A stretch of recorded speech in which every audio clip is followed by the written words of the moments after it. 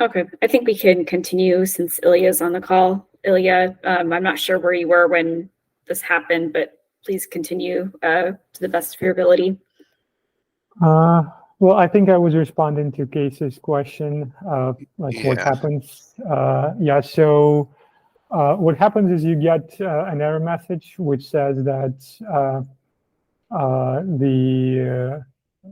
it's actually, I think it's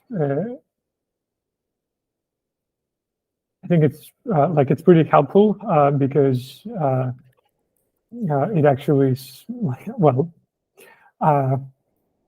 it should be somewhere in the comments there in the PR, but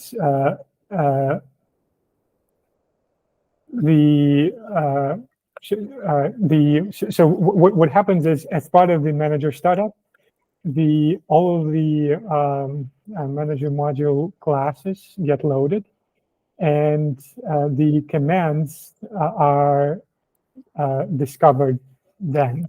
So the act of kind of discovering commands build and the act of kind of building a registry of commands that are known is separate from actually kind of loading the modules, actually starting an interpreter. Okay. that would be actually starting a thread that would be running the module. So the set of the commands is known, and when the manager receives such a command, it is able to it knows that the command is there, but the module is not there. So that's why I thought that a second, another way to fix this would be to just sit on the command and wait for the module to finish loading. Okay. So the reason that I asked about the error that the client sees is just to dig into the requirement for item potency that you mentioned before. Are there cases where a client would see that error even though the manager did apply the command? I don't think so, because this is returned, the command is essentially failed, and it's failed because the module is not running yet. So it's not recorded anywhere, and I don't think it's possible for that command to somehow then be restarted and and handled without users' knowledge when the module becomes available for real. But I think Ramana has spent a lot more time looking at that code than I did. So,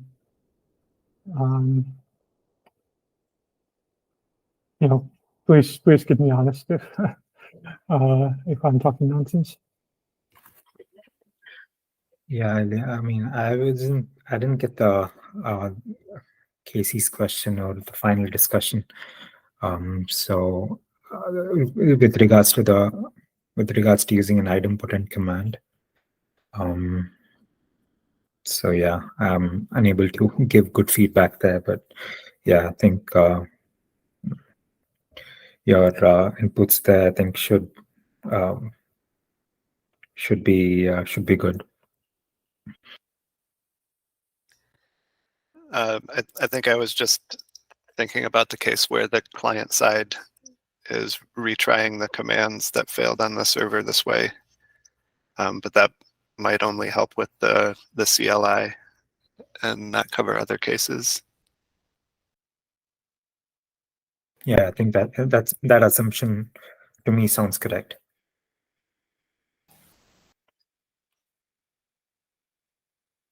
Yeah, so I think I want to go back to the kind of the very first question, which is, do we actually care about this? Do we think people people are enabling modules often enough? Because the bug, just to be clear, the bug where it's already out there, because the manager module enable command is already asynchronous, and I believe it's possible to hit this error on a subsequent command that tries to use the module even today. It's just that, at least according to our tests, that is unlikely because we don't seem to be getting failures from that today. However, if just for some reason the manager takes a while to start, then this this is already out there. This block listing fix just makes it worse. So the question is, like, do we think it's a problem, and like how badly would we want to fix it if we do? Because it does seem like a problem to me, but then I've heard other opinions. So just wondering. I think we need to answer that question first before we go into the implementation details of which are the possible approaches to fix it. I would agree with you that it doesn't seem user-friendly. And if there was an easy way to make the module enable command block, then that sounds reasonable to me, or at least to make that an option for scripts, especially that rely on that.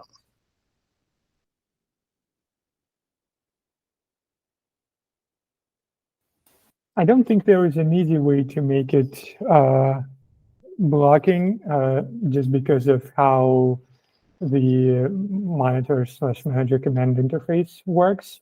So that very first proposal was to actually implement, make it blocking also just in CLI, which would miss those other users.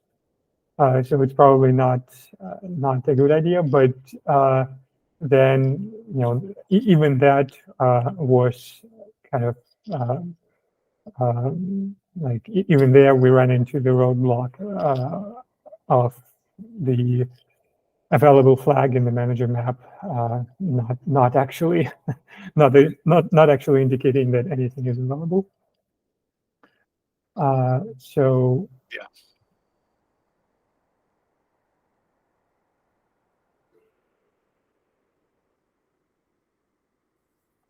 So Ilya, is your suggestion to like revisit Mikola's fix to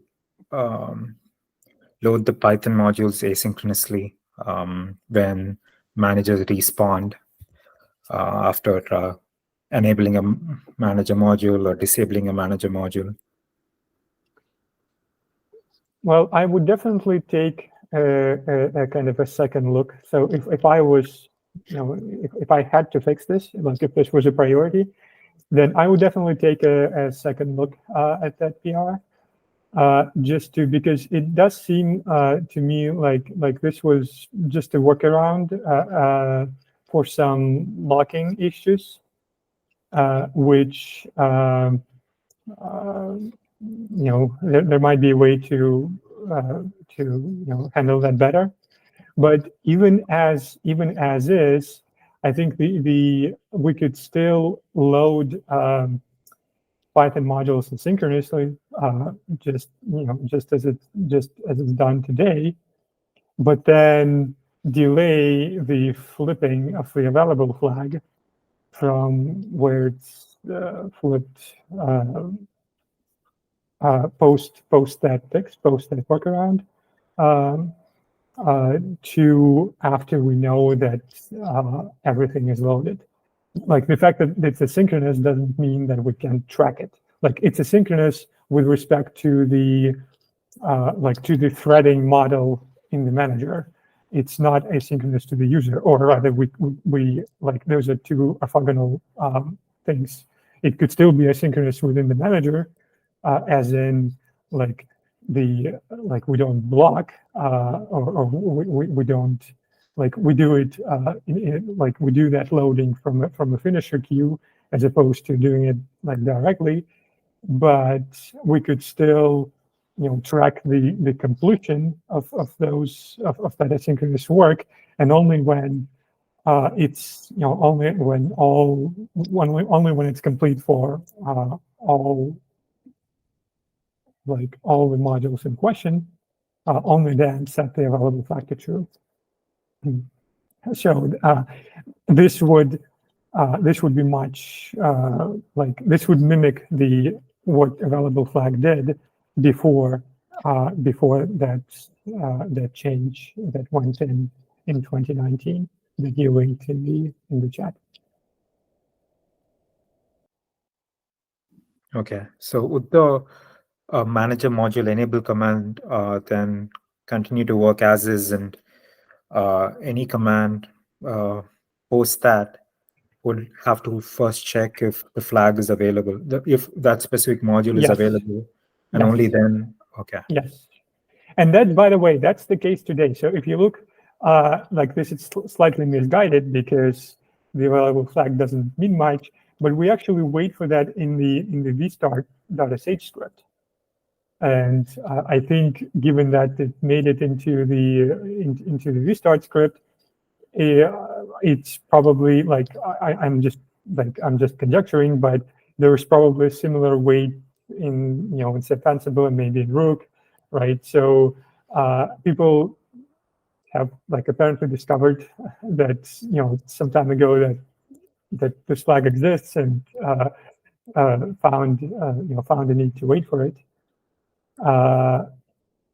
So this is done. So vstart only does it when the cluster is being started, but then we could simply document that the manager module enable and disable, but we only care about enable here, that those commands are asynchronous. And if you want to if you want the manager to if you want to do something with the manager right after you issue that command, then you need to wait for it to become to report available status again. That would be not an ideal fix, but it would be entirely reasonable. It would be clear, it would be documentable, and it would be very easy to explain to anyone who is potentially confused about this.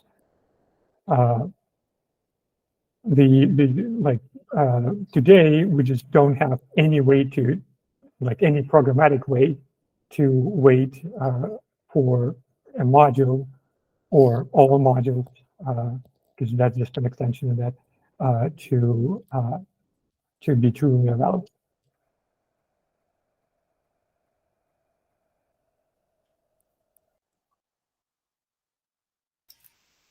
So I still kind of feel like the waiting shouldn't be in each command, but on the enable command specifically. The command itself can be asynchronous, but the client side could wait for a manager map that says that it's done. And I think another advantage of that is that it could report errors if the module failed to initialize. Yeah, but that would be specific to the to the CLI implementation, right? So that would not capture the API. Okay. But since the building block, well, at least the way I imagine this would be implemented, the building block for that would be some kind of available flag, really available flag in the manager map. And then an API user could then re-implement this waiting loop internally by getting the manager map and checking whether the flag is set. That would be entirely sensible, or that would seem entirely sensible to me. So if that's the approach that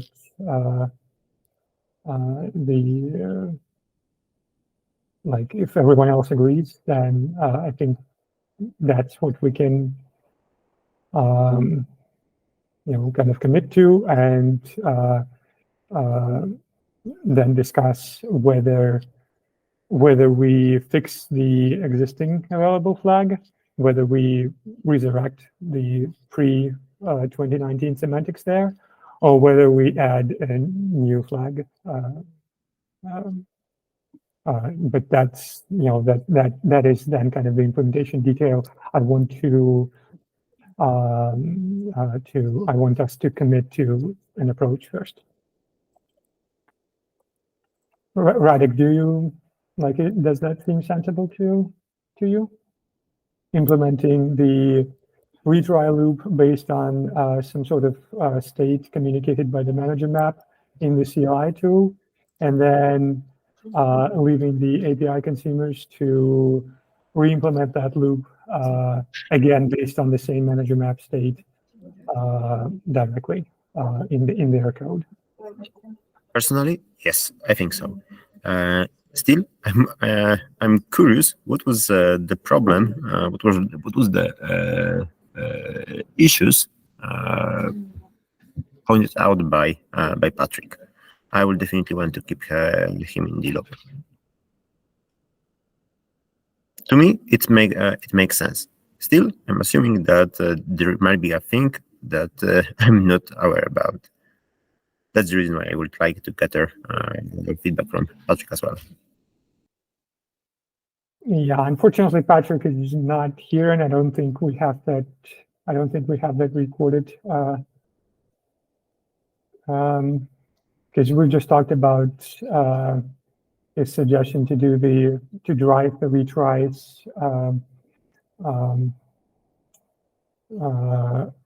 based on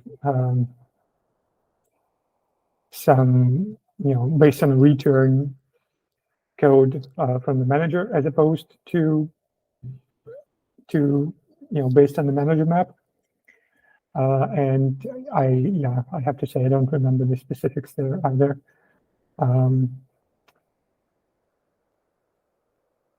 So I guess if you want Patrick Zach here, would it work for you if we kind of summarize what we seem to be otherwise agreeing to here in the PR, and then ask Patrick to either hack that or say why he thinks that's a bad idea in the PR? Yes, this would work perfectly. Okay, and just to foreshadow some of the implementation detail discussion, would you want a separate flag in the manager map for the really available, or can we like would you rather we fix the existing flag that was broken for your the existing one? Initially when I heard about the idea about, I thought, oh man, encoding change, so extending MGR map, etc. And I was a bit skeptical. What made the change is that we already had this behavior in the past. We broken it somehow, maybe for a good reason, maybe not. I don't know. That's the point where Patrick's input will be really, really useful. But if you already have the data member, that makes it far simpler. Okay, so I think we have a path forward. Ramana, I think, and there would be an action item on you to summarize this, post a comment in the PR, and ask Patrick for input. And with that, I think we can end this topic. Yeah, I can do that. I can summarize that. And also, I've in the chat, I've linked the commit that actually changed the semantics of the available flag. So, in case any of you is interested in looking at that change. By the way, who is right now? Who is the actual user of this flag? Well, the vstart, like I said, the vstart script just waits for it to be set to true before it kind of proceeds with further interacting with the manager. In particular, before it proceeds to, if I remember correctly, it's like before it proceeds with Ceph ADM. So if you pass the -- Ceph ADM flag, and you want the Ceph ADM orchestrator way of kind of deploying, then I think that's what that's what the start script does. Just based on that, I think that Rook might also be waiting for it when it starts up the manager. Not sure, but the commit that is linked by Raman in the chat, it's pretty clear that it was just working around an issue that is just an implementation kind of bug that like between the interpreters and sub-interpreters and the manager level locking, and the change like the change in the semantics of the available flag was not intended at all. And that's why I was suggesting that we could just resurrect it, because like it was clearly broken. The breakage was clearly not intentional. And if no one wants to dig into these kind of locking shenanigans, then we could keep this asynchrony, like we could keep loading modules through the finisher queue, but simply track the completion of all those loads and set the available flag to true only after all those loads are complete. I see. Well, vstart.sh isn't a thing I'm particularly afraid about breaking compatibility with. If Rook makes use of it, okay. I personally think it would be nice to keep Travis also in the loop, at least make him aware.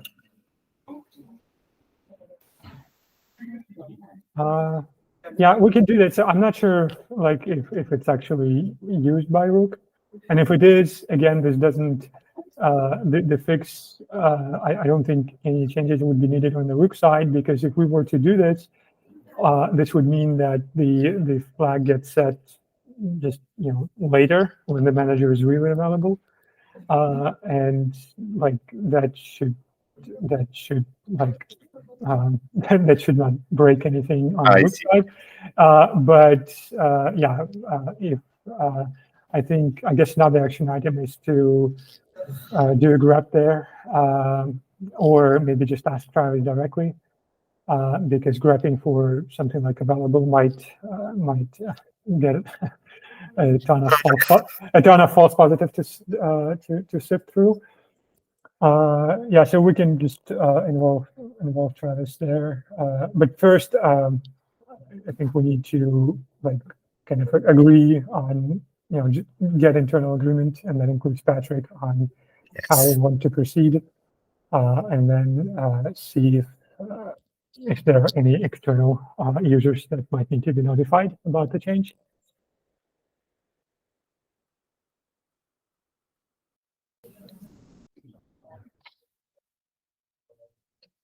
Oh, sounds we have an agreement.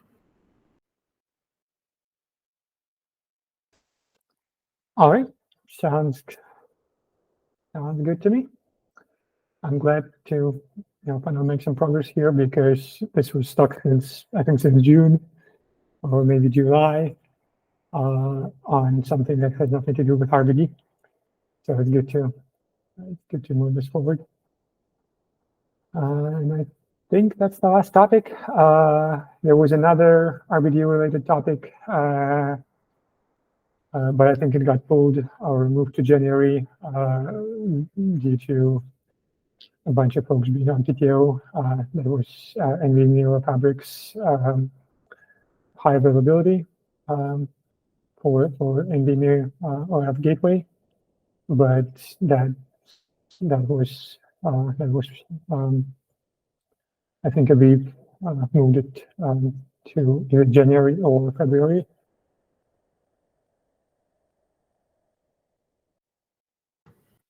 Yeah, and Radek, about Nitsin's topics, maybe we can touch base with him on those just whenever he's back around, because I think these trackers, he was probably just looking for input.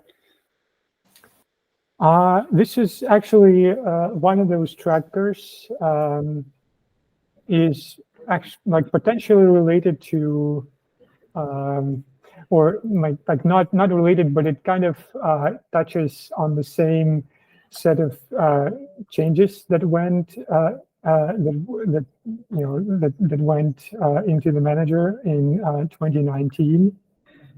So the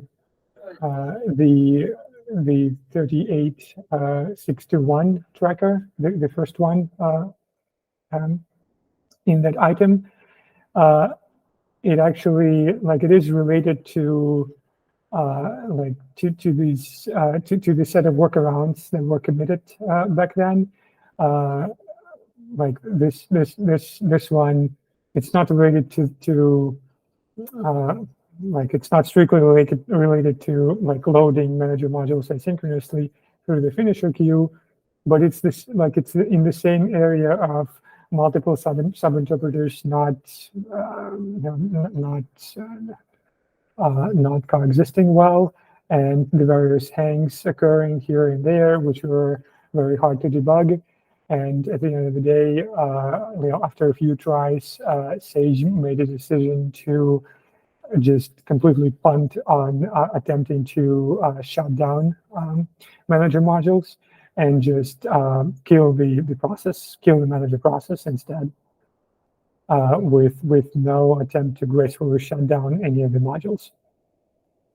So this is, again, not directly related, but it's in the same, it's the same set of workarounds that people keep going back to and keep discovering something about. So I was curious to hear what Nitsan had to say, and how this tracker ticket, why had it been surfaced? But I guess we'll have to wait for either for the next CDM or maybe some other forum there. What has struck me is that Nitsan was trying to nail down a problem with basically a memory leak, a Valgrind issue. While in 2019 we skipped calling, we skipped Valgrind runs solely because of not calling the shutdown methods. Actually, the price we are paying for the workaround is inability to have a Valgrind, a meaningful Valgrind run over Ceph MGR. At least that was the state just after merging the PR. I'm not sure whether it has. I doubt, to be honest, it has changed since then, which brings a question: why somebody tries to run Ceph MGR under Valgrind while it's known it's a no-go? Well, I would actually question that, because the process just gets killed. The manager modules are not, the fact that they're not shut down properly is supposed to be mitigated by the fact that it only happens, or it's only supposed to happen before the entire process goes away anyway. And at that point, none of that matters, right? Because the operating system would do all of the necessary cleanup. Yes. So I do see how that could pollute the Valgrind runs. But if we wanted Valgrind coverage for the manager, I think we could reinstate that, because at the very least for tests that don't cause the manager to fail over, so for tests that don't enable modules that are not that are not always on, for tests that don't run the Ceph manager fail command. So like if we wanted a dedicated test for a manager where it's run on the Valgrind, I think we could do that. It might take some, suppressions, or we might have to do some post-processing on the leaks that are reported if Valgrind still reports them up to the processor skilled. But it's doable. So I don't think the two these two things kind of preclude each other. It should not be a deal breaker. I fully agree. It's only about Valgrind. It's not about. It's not that we are leaking resources. That it's not that operating system doesn't clean after the MGR. I think it's the pain comes from making all those Valgrind rules to ignore the noise. Well, because I mean, we are like with the Valgrind coverage, or with the lack of Valgrind coverage, we are also lacking, any sort of ability to detect a real memory leak. Like if the manager is, let's say you have a test where the manager is not being failed over, is not being respawned for any other reason, and somehow like the interpreter machinery or one of the like memory pools like behind the like any of the structures that are provided by the manager framework to the modules, such as the like OSD maps and like PG maps and anything else of that sort. If there is a memory leak there, then we are unlikely to catch it. So Agreed. I mean, Valgrind is not a silver bullet. It doesn't catch all memory leaks, right? You could just grow. It could be just unbounded memory growth, which is technically not a leak, and that would not be caught by Valgrind. But still, just to get back to my point, if we wanted Valgrind coverage, we absolutely could add a test for that. I don't think it would be that hard. Yeah, definitely the workaround for the not calling shutdown. It has a price, and pretty significant one. Yes. So if Nitsan want to bring, maybe I misunderstood the Nitsan intention. If he wants to bring Valgrind coverage back to MGR, yeah, that would be super cool.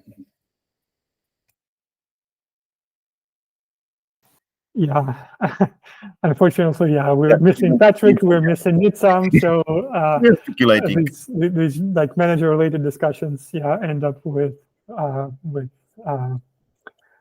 I guess we are making some progress, but it would have been nice to have everyone involved present.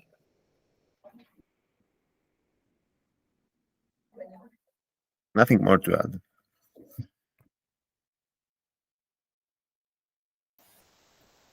All right, it looks like Laura dropped, and we're out of topics. So if there's nothing else, no last minute notes, then I would call to adjourn. Thank you. Thanks, everyone. Thanks all. Thank you. Bye.